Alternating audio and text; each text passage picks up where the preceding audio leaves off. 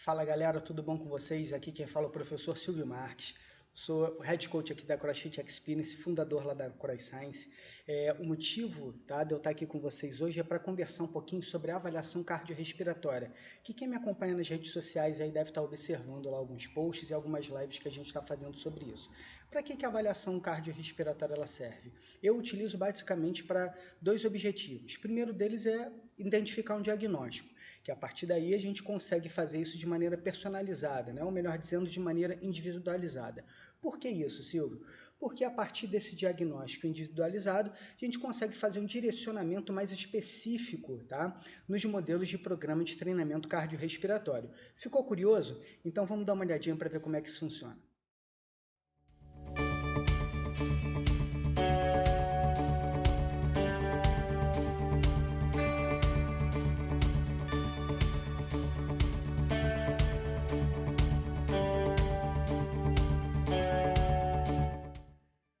É por isso que nessa aula de hoje eu vou estar conversando um pouquinho com vocês sobre ergospirometria na prática. Poxa, mas o que a ergospirometria tem a ver com avaliação cardiorrespiratória? Porque a ergospirometria é metria de medida, ergo, medida de trabalho, espirometria, medida de trabalho com análise, né, de trocas gasosas, tudo bem? Então, a partir daí, a gente consegue fazer identificações bem interessantes, né, de maneira, novamente dizendo para vocês, individualizada, para que, em função disso, a gente consiga ter um parâmetro importante para a prescrição do treinamento cardiorrespiratório. Poxa, mas por que o VO2 ele é tão importante assim, Silvio? Eu gosto de explicar isso baseado no sistema dessas três engrenagens. Olha como essas engrenagens elas trabalham em conjuntas, tá? Mas isso em função do quê? Isso em função de uma sobrecarga muscular. Então, o músculo, por exemplo, imagina que você está caminhando. O músculo está sofrendo uma sobrecarga, né, reduzida em função dessa intensidade que é baixa. Então, por conta disso, o que vai acontecer? O sistema nervoso central não vai sobrecarregar tanto o sistema cardiorrespiratório para carregar oxigênio, assim, para o sistema muscular. Então, o que vai acontecer? O sistema respiratório é responsável pela captação de oxigênio, sistema circulatório é responsável por esse transporte, até chegar no músculo, o músculo utilizar o oxigênio, e em função disso, o que vai acontecer? Oxidação, né, de todos os substratos, basicamente ali, né, glicogênio muscular, e a partir da oxidação desses substratos, o que vai acontecer? Nós vamos ter a produção de resíduos no metabolismo. Parando para pensar em trocas gasosas, que resíduo principal é esse? Dióxido de carbono, CO2. Então, à medida com que o CO2 ele vai sendo produzido, ele também precisa ser transportado pela corrente sanguínea até alcançar o sistema respiratório, que por sua vez ele vai precisar ser eliminado para o ar ambiente. Então, durante um exercício intenso, digamos assim, o que vai acontecer? Sistema muscular ele vai ser, né, obviamente, muito sobrecarregado. Quem que vai ter que dar conta disso? Sistema cardiorrespiratório. Sistema cardiorrespiratório vai ser forçado, né, a mobilizar mais oxigênio, transportar mais oxigênio e, por sua vez, levar esse oxigênio para os músculos. E uma vez com que os substratos energéticos eles são rapidamente oxidados e formando CO2, esse CO2 também precisa rapidamente ser eliminado. É por isso que quando a gente correlaciona esses parâmetros, né, de consumo de oxigênio em função, por exemplo, né, do nível de condicionamento físico, a gente observa uma relação muito estreita, porque na verdade o que o consumo de oxigênio ele representa? Ele representa uma integração, né, entre os sistemas orgânicos. Ele não é uma variável estritamente cardiorrespiratória, tá? Ele é uma variável que envolve o sistema respiratório, o sistema cardiovascular, mas envolve também a capacidade metabólica dos músculos. Como é que isso funciona? Vamos olhar para esses traçados, vamos olhar os extremos, né? Tem um indivíduo que é considerado sedentário, reparem que ele tem uma baixa capacidade de produção de potência, e essa baixa capacidade de produção de potência é proporcional ao seu consumo de oxigênio, que também é reduzido, em função do nível de condicionamento dele especificamente. Agora vamos parar para pensar no atleta de endurance. O atleta de endurance, por que ele tem uma grande capacidade de produção de potência? Porque o organismo dele tem uma grande habilidade em consumir oxigênio e remover resíduos, tudo bem? Então, aqui nesse gráfico, o que vai acontecer? Eu vou mostrar para vocês como é que isso funciona na prática, como é que muitos técnicos, muitos fisiologistas utilizam esses parâmetros para a prescrição do treinamento, baseado na identificação de alguns diagnósticos, tá bom? O que vai acontecer? Chama a atenção de vocês para as 3 variáveis inferiores, que representam, né, lactato, bicarbonato e o pH sanguíneo. E vou chamar atenção para vocês também para as 2 variáveis superiores que representam variáveis, né, que são coletadas num teste espirométrico, né, ergoespirométrico, que é a ventilação pulmonar e o VCO2, que representa a eliminação do CO2. Então, repara o seguinte, lá no eixo, lá embaixo, tá, o eixo lá na horizontal, ele representa, né, as variações desses parâmetros fisiológicos frente, né, a valores de potência no ciclo ergômetro, por exemplo, em potência em watts. Observe que tem o valor 0 lá embaixo. Esse valor 0 ele demarca o início do teste de esforço. Então, observa que do 0 para a direita, a potência vai aumentando gradativamente. Por isso que é chamado de teste incremental, tá? Ou teste progressivo máximo, assim também a gente pode assumir. Então, o que vai acontecer? A partir desse ponto 0, vamos dar uma olhadinha para as 3 variáveis metabólicas lá embaixo. Lactato, bicarbonato e pH. Eles se mantêm inicialmente relativamente estáveis, tá? Não há variação entre eles, tudo bem? Poxa, então o que está acontecendo? Não está tendo produção de lactato? Não é bem assim que acontece. Vamos dar uma olhadinha aqui no quadro para vocês entenderem melhor. Então, o que vai acontecer? À medida com que a pessoa inicia o teste de esforço, ela vai estar utilizando o glicogênio muscular, obviamente, tá? O principal substrato energético que vai ser utilizado durante o exercício. Então, a utilização desse glicogênio muscular obrigatoriamente vai gerar aumento da produção de resíduos no metabolismo. Piruvato, lactato, aquela história toda lá, tudo bem? Por que eu estou chamando a atenção de vocês? Porque o lactato ele não aumenta nesse primeiro momento, porque ele não está sendo produzido? Não. Ele está sendo produzido, mas ele está sendo removido na mesma proporção. Está sendo removido por quem? Por essa organela aqui que é responsável pelo nosso metabolismo aeróbio. Então, se o lactato está estável, significa que esse nosso participante está no metabolismo aeróbio, beleza? Vamos voltar para o gráfico. Então, olhando para o gráfico agora, eu quero chamar a atenção de vocês para essa primeira linha tracejada, tá? Vamos olhar novamente para o lactato. A partir dessa primeira linha tracejada, o que está acontecendo? Nós temos o início, né, do aumento lá do lactato sanguíneo. Isso por quê? Tá? Por que o lactato agora ele começou a acumular? Vamos voltar aqui para o quadro novamente. Reparem o seguinte, eu não disse para vocês que o lactato ele ficava estável porque a mesma proporção do que estava sendo produzido estava sendo removido? Então, já que agora ele começou a acumular, isso significa o quê? Que a produção de lactato superou a capacidade de remoção. Isso significa, então, que o nosso metabolismo aeróbio ele perdeu a habilidade de oxidar o lactato, tudo bem? E aí nós temos o aumento das concentrações desse resíduo no metabolismo. Poxa, beleza, Silvio, mas o que isso tem a ver com a ergospirometria ao final das contas? Olha para cá. O lactato ele não é famoso por promover a fadiga? Na verdade, não é ele que promove a fadiga. São alguns pequenos resíduos que são liberados por ele, alguns pequenos fragmentos, dentre eles o hidrogênio. O hidrogênio, então, uma vez com que ele vai sendo liberado, ele tem uma grande tendência de fazer o quê? Reduzir o pH, promovendo a acidose metabólica. Só que inicialmente isso não acontece. Isso não acontece por quê? Porque nós temos um mecanismo de tamponamento pelo bicarbonato que é muito importante, que o bicarbonato vai lá e controla essa reação fazendo o quê? Basicamente formando água e CO2. Opa, tem CO2 aí no meio, tem uma variável respiratória. O que eu estou querendo dizer para vocês? Quanto maior for as concentrações de lactato, esse mecanismo de tamponamento vai fazer o quê? Aumentar a produção de CO2. O que vai acontecer? E água também, não se esqueçam disso. Só que água para o nosso organismo, beleza, não tem problema nenhum. E o CO2, que é um gás tóxico, ele precisa ser eliminado. Então, obviamente que o aumento das concentrações desse CO2 vai fazer o quê? Forçar o nosso centro respiratório a aumentar a ventilação pulmonar. Para quê? Para que esse aumento da ventilação pulmonar aumente a eliminação do CO2. Vamos dar uma olhadinha lá no gráfico para ver o que acontece com as variáveis ventilatórias. Olha lá, primeira linha tracejada.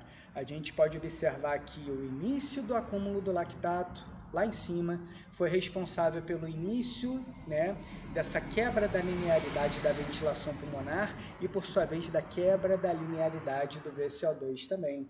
Então, é por isso que isso é chamado de limiar anaeróbio ou primeiro limiar ventilatório, tá? Em termos práticos, o que isso representa? Transição do metabolismo aeróbio para o metabolismo anaeróbio, beleza? Só que não se esqueça do seguinte, essa pessoa não interrompeu o teste. A intensidade continuou a aumentar. Isso significa o quê? Significa que as concentrações de lactato vão continuar aumentando. Essa pessoa nunca vai manifestar fadiga?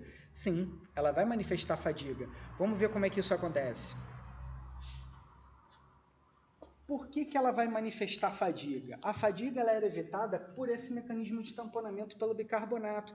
Por isso que tem muitos atletas que tomam bicarbonato, né, de sódio para tentar fazer o quê? Para tentar aumentar essa tolerância à fadiga. Por quê? Porque se esse bicarbonato falhar, já era o mecanismo de tamponamento.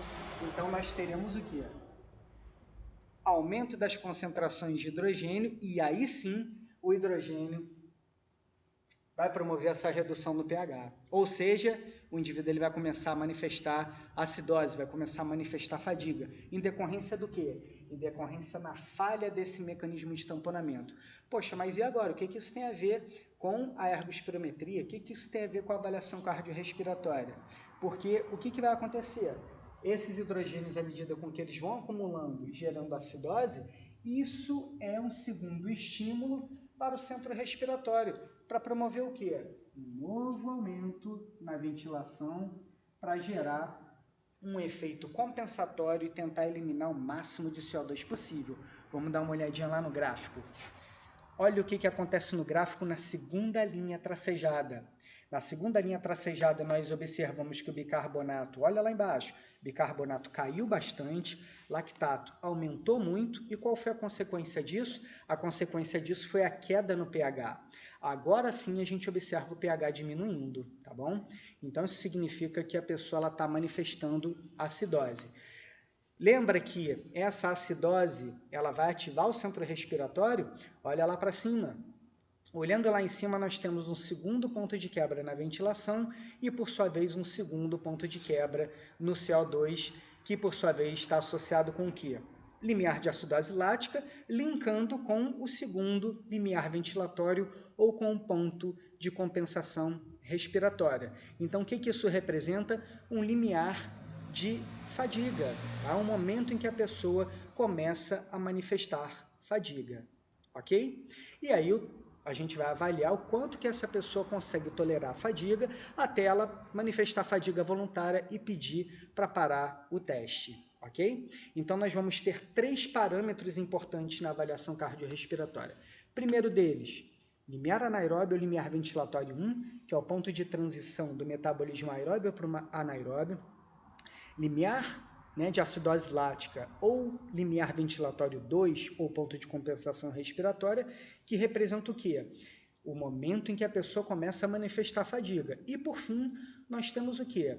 O VO2 máximo da pessoa, que foi quando ele pediu para parar o teste, tá bom? Poxa, Silvio, mas eu quero aprender como é que acontece essas identificações. Como é que você faz para identificar esses pontos aí? Então aqui nós temos um registro que foi feito essa semana com o atleta Lucas Lima, tá bom? Então o que acontece? Obrigado aí, Lucas, por ter se voluntariado, tudo bem? Então o que vai acontecer? A gente pode observar, tá, as variações na ventilação ao longo da intensidade. Vamos observar o seguinte, pegue um objeto, tá, uma régua, um papelzinho, e tenta projetar lá do início da ventilação, tá, observando o primeiro comportamento de incremento da ventilação. Obviamente que se você pegar, né, um objeto com essa característica que eu estou descrevendo para vocês e vocês posicionarem ele, vocês vão observar o seguinte, que a ventilação ela apresenta um primeiro momento de quebra de linearidade. Nesse momento, vocês vão marcar e vão identificar o primeiro limiar ventilatório de vocês, que nesse caso aí está correspondente a qual valor de potência? 125 watts, muito bem. Significa que 125 watts foi o limite para que ele entrasse no metabolismo anaeróbio. Antes disso, ele está no metabolismo aeróbio. Beleza, ajusta agora o seu objeto, tudo bem? Para o novo comportamento da ventilação. Então, você ajustando o objeto, você consegue traçar uma segunda linha, né? uma segunda linha para poder fazer a identificação do segundo limiar, tá bom? E que nesse caso, o segundo limiar ventilatório, aí a gente pode observar o segundo ponto de quebra na ventilação, que está associado com a produção de potência equivalente a 200 watts, tá? Nesse vídeo não tem os valores lá referentes à potência máxima dele, mas a potência máxima dele foi 275 watts. Opa, então tem uns 3 parâmetros. Limiar ventilatório 1, 125 watts. Limiar ventilatório 2, 200 watts. E, por sua vez, a potência equivalente ao meu VO2 máximo, 275 watts. Beleza, como é que funciona isso? Já tem meu diagnóstico, como é que os fisiologistas, os técnicos utilizam isso na prescrição de exercício? Olha, meu treinamento foi pesado ontem, então hoje eu vou fazer um regenerativo com o pessoal, preciso fazer um treinamento aeróbio. Como é que você sabe que é o treinamento aeróbio? Porque você tem esses parâmetros. Então você sabe que abaixo de 125 watts, essa pessoa está no metabolismo aeróbio. Tudo bem? Poderia ser numa corrida, você poderia ter velocidade de corrida, ok? É só um exemplo. Agora eu quero fazer um treinamento anaeróbio, mas sem desenvolver fadiga nesse participante, tá bom? Como é que a gente faz isso? A gente vai colocar ele para fazer um trabalho entre os dois limiares, entre o limiar 1 e o limiar 2. Por exemplo, vamos pegar aqui 150 watts, 175 watts, tá acima do limiar 1 e abaixo do limiar 2. Só que agora eu quero fazer um treinamento intervalado de alta intensidade. Eu quero aumentar a tolerância à fadiga dessa pessoa, ok? O que eu preciso fazer? Preciso levar ela ao ponto de fadiga um pouquinho acima do segundo limiar, tá? O segundo limiar foi 200 watts, vamos pegar 10% acima disso, tá? 220 watts. Então, um minutinho, tá? Em alta intensidade e vamos recuperar ele em baixa intensidade, trazer ele para o metabolismo aeróbio novamente, fazendo um intervalado, né? Estímulo de alta intensidade, recuperação de baixa.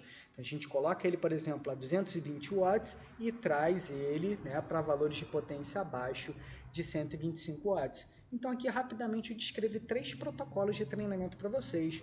Um protocolo de treinamento contínuo moderado, um protocolo de treinamento contínuo moderado a intenso e, por sua vez, né, um treinamento intervalado de alta intensidade. Mas aí vocês devem estar se perguntando, poxa, eu não tenho sistema de ergospirometria, como é que eu vou fazer isso? Tá, isso é completamente inviável para a minha prática. Mas o que nós fizemos nesse artigo, né, que eu publiquei em 2012? Esse artigo que eu publiquei em 2012, eu peguei uma variável que é mais simples, uma variável que é mais acessível, que é a frequência cardíaca. E eu correlacionei a frequência cardíaca com os limiares ventilatórios e com o limiar de lactato.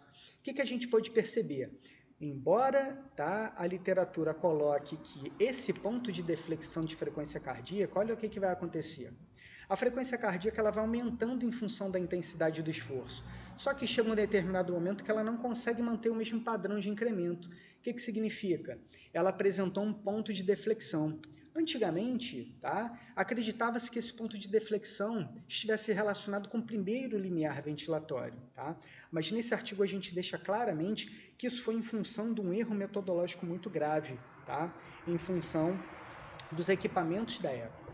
Então, nesse artigo, nós fizemos esse ajuste em termos de aquisição de sinal, e aí a gente pode observar uma coisa muito interessante. O ponto de deflexão de frequência cardíaca, ele nada tem a ver com o limiar anaeróbio, com o primeiro limiar ventilatório, mas sim com o segundo limiar e, por sua vez, com o limiar de fadiga, podendo ser utilizado na prescrição do treinamento, aí, utilizando esse limiar de fadiga. Ok? Então, no dia a dia, a frequência cardíaca ela pode ser interessante nesse sentido. Embora você não tenha o primeiro limiar ventilatório, que aí não tem jeito, você vai precisar de uma ergospirometria, você tem a frequência cardíaca que pode te dar subsídios de identificação do segundo limiar, que pelo menos você consegue monitorar a fadiga. Ok, pessoal? Espero que vocês tenham gostado desse vídeo. Se vocês quiserem saber um pouco mais sobre treinamento cardiorrespiratório, não somente treinamento cardiorrespiratório, mas o treinamento neuromuscular, como esses treinamentos podem estar interferindo um no outro, ok? E como é que a gente pode monitorar e controlar esses treinamentos, não deixem de acompanhar o meu webinar gratuito que vai acontecer pelo YouTube entre os dias 3 de agosto e 7 de agosto, tá ok? Nós estamos divulgando aqui o link para vocês, realizando as inscrições de vocês e garantindo essa vaga através dessa oportunidade imperdível. Espero vocês lá.